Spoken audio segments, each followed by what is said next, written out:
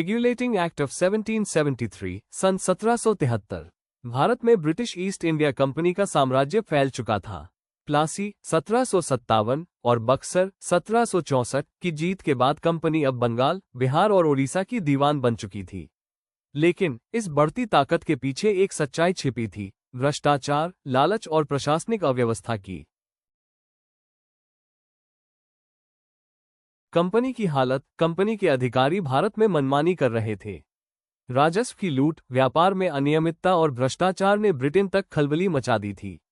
British संसद को लगा, अब वक्त आ गया है कि कंपनी पर नियंत्रण किया जाए। और इसी नियंत्रण की शुरुआत हुई रेगुलेटिंग एक्ट ऑफ 1773 से।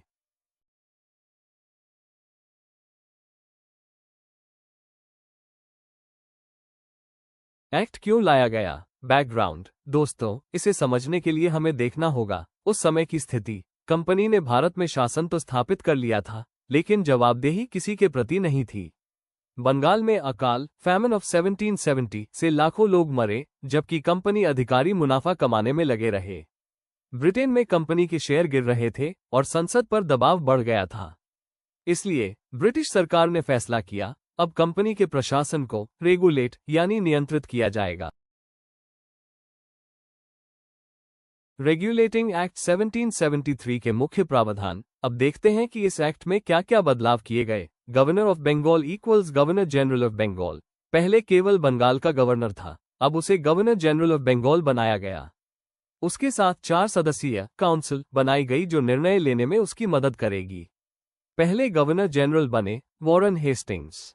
सुप्रीम कोर्ट की स्थापना 1774 कलकत्ता में एक सर्वोच्च न्यायालय बनाया गया। इसमें एक चीफ जस्टिस और 3 अन्य जज थे। यह अदालत ब्रिटिश नागरिकों के मामलों को देखती थी।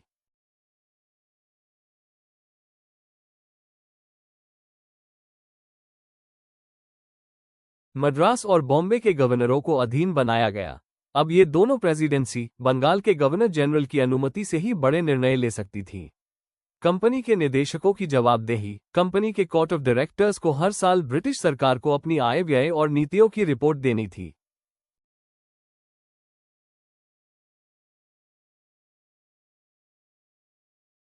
एक्ट की सीमाएं, लिमिटेशंस। हालांकि यह एक्ट एक बड़ी शुरुआत थी, लेकिन इसमें कई कमियां भी थीं। गवर्नर जनरल और काउंसिल के बीच अक्सर झगड़े होते थे।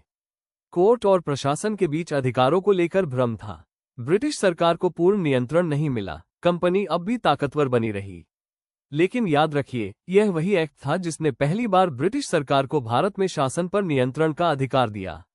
यानी ये ब्रिटिश राज की शुरुआत का पहला कदम था।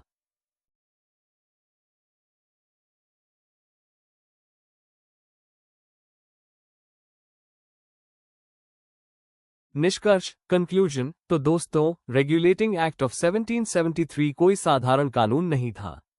इसने भारत में ब्रिटिश शासन की बुनियाद रखी और आगे चलकर Pitt's India act 1784, charter acts और गवर्नमेंट ऑफ इंडिया एक्ट्स का मार्ग प्रशस्त किया। कह सकते हैं, यह एक्ट ब्रिटिश नियंत्रण की शुरुआत और कंपनी शासन के अंत का संकेत था।